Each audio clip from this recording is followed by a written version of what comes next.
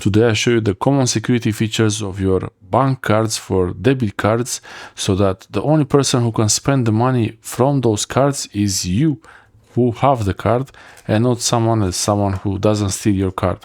First, in the old times, in the old days, the embossed cards, debit cards or credit cards, they used to be the more fancy type where you have this embossed pattern on the actual card itself. So you see I put the tape, I put this tape on the card numbers for obvious reasons. This card is expired, so even if the tape wasn't there, it wouldn't really make any difference. But in general, you should not share the card details with anyone. So this is the first security measure.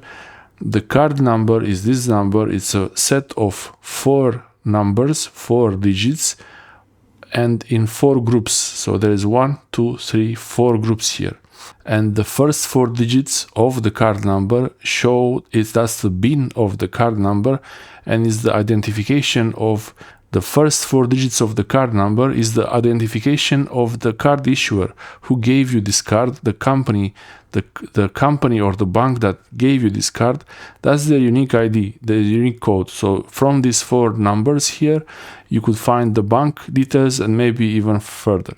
So the most important digits that you should never share with anyone are these ones in the middle. You might be able to share the first 4 and the last 4 digits, but the digits in the middle, no. I took the liberty here to show you these ones and only hiding one group here because the card is really expired and I don't think it really matters, but I thought better to mask at least one group here. So in order for someone to use this card, and hopefully that person is you, they have to know this card number. And this card number could be on the physical card or on a virtual card on your phone. So if you use Google Pay or Apple Pay, your card will be stored on your phone, so you can pay with the card.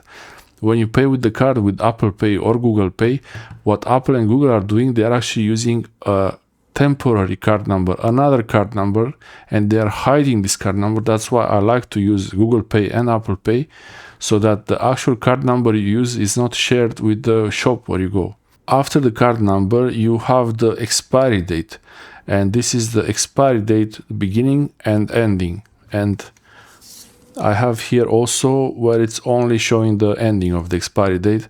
So it could be different ways. So on this card, the actual card number is not on the front. This is the more modern style of card numbers where you have the chip. This is the really important part of the card number, where you have the chip. That with this one you can make contactless payments, and also the security features of the card rely mostly on the chip when you pay in the store. Even if you insert the card, or this chip is very important for the security of the card. They both have it, and this works both for the contactless payments or for the normal payments where you insert the chip. When you see this sign here, it means the card supports contactless payments. It has a coil around it. It's like an antenna, something like an antenna. So I have the same on both cards. I have this card number. This one I must more digits. On the newer card designs, all the details are on the back of the card. I believe it's good to have the card like this. When you pay, the cashier or anyone around you cannot see your name. They cannot see the card number. So I believe that's really good to have it like that. So the expiry date is this. Here you will have a month and a year, and expire end, month and year. And the last day of that month and that year, that's when this card will work. And normally you would get a replacement from the bank or from the company to give you another card way before the last day of that month, before the expiry. Then you have your name as you have it written on the card, like that. And the most important thing for online payments on the card is the 3-digit code on the back of the card, on this area where you have the signature. So this is where you're supposed to sign here. I signed here, and that's why I hide this zone. And then you have a 3-number code. This is going to be asked for. This is the CVC or CVV number, where when you make an online payment, or you add the card to Google Pay or Apple Pay, you will need this number so that you verify that you are the owner of the card, you have this card. A really old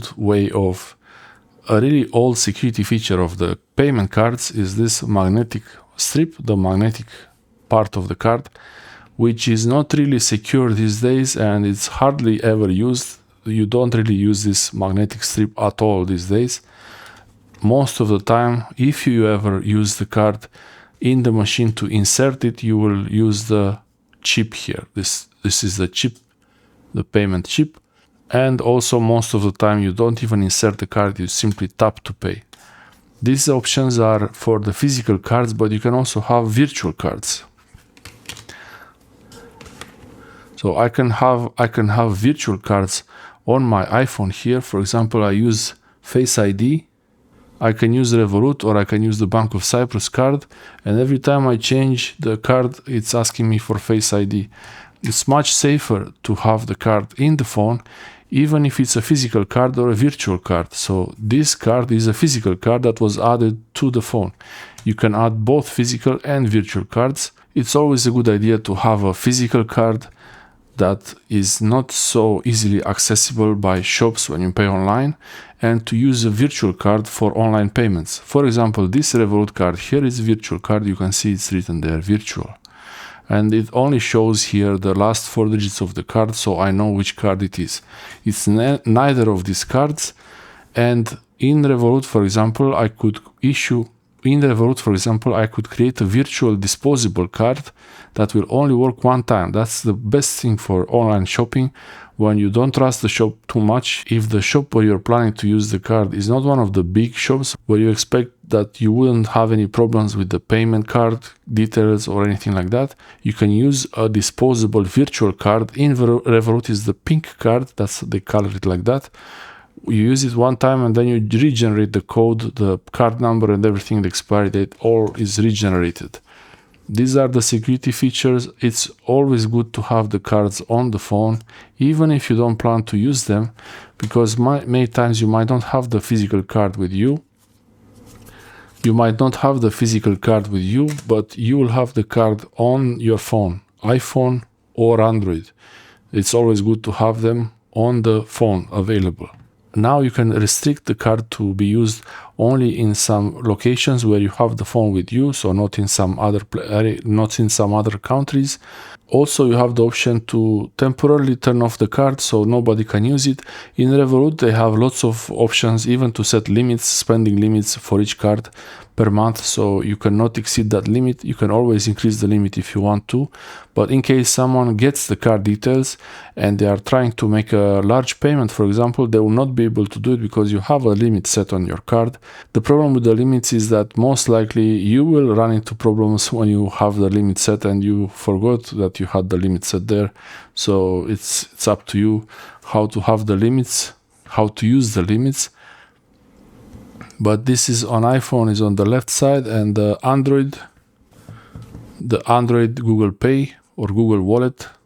So I have the same card added to Google Pay, and the same cards I have added on Google Wallet and Apple Pay. So they are both ready to use in any situation when I have to use them in the shop. So I don't have to carry the cards with me. For sure, you need to keep the cards and not lose them, because you might need to at some point you might need to use the physical card, but most of the time you need to use simply just the phone. And you can also see the transaction history for the card in the Apple Pay or Google Pay or in the application of the bank. Between using a physical card or a virtual card, the best is to use both. You use the physical card that is also added to Google Pay and Apple Pay. And most of the payment apps and banks, they give you the option to add the card to Google Pay or to Apple Pay, to Apple Wallet or Google Wallet. They usually have a button where you have under the card details. Usually there is a button where it says tap to add to Google Wallet or Apple Wallet, and the steps are pretty straightforward. You don't have to do anything special. You just have to confirm your details, your address, and contact information. When you get a new card, you either have to activate it by making a payment in the shop, even if it's a replacement card of an expired card. As soon as you use the new card, the old card is going to be automatically disabled. It could be turned off. As soon as you make a payment, the old card will be automatically turned off when you use the new card. And also in some cases you might have to activate the card from the app of your bank or the company you got the card from. I hope this helps you learn about how cards work and how is the safest way to use the cards. I believe in general is you good to have a card that you're going to use for online purchases with not such a big amount on it. Have it something like Revolut, a separate account, and even other accounts, other cards, and have that separate than your main card. Even in Revolut, you can have multiple cards. You can have physical cards. You can have the virtual cards. So in Revolut, I prefer to have a separate virtual card. For the Amazon store, I have a virtual card set there. And for AliExpress, I even use Apple Pay or Google Pay. So there is no link to the actual card. It's only the temporary card from Google or Apple. They work pretty much the same way. The cards, they're changing constantly. All the time the cards are changing, so you might have to do things differently every time you use a new card. The most convenient thing is to use the virtual cards because you can have as many as you like and you can open cards, close cards all the time without having to go into too much details. Always, I believe it's a really good idea to have actual cash with you because the cards at any time, they could stop working, even if it's temporarily for 1 hour. You might not be able to make a payment, and if you need to make a payment urgently, it's always good to have cash with you. It can happen that if the cards companies, they don't communicate with each other, they cannot make the payments, and then if there is no power or if there is a network internet, if there are problems with the internet or if there are power problems with the electricity, then the cards will not work, cash will work. You always need to have some kind of cash with you, just in case, but the cards are so convenient these days, it's very hard to ignore them, especially when you have them on the phone, on the Apple Pay or Google Wallet or Apple Wallet. Thanks for watching. If you have any questions about the cards and the Apple Pay and Google Pay, let me know in the comment section below. Thanks for watching.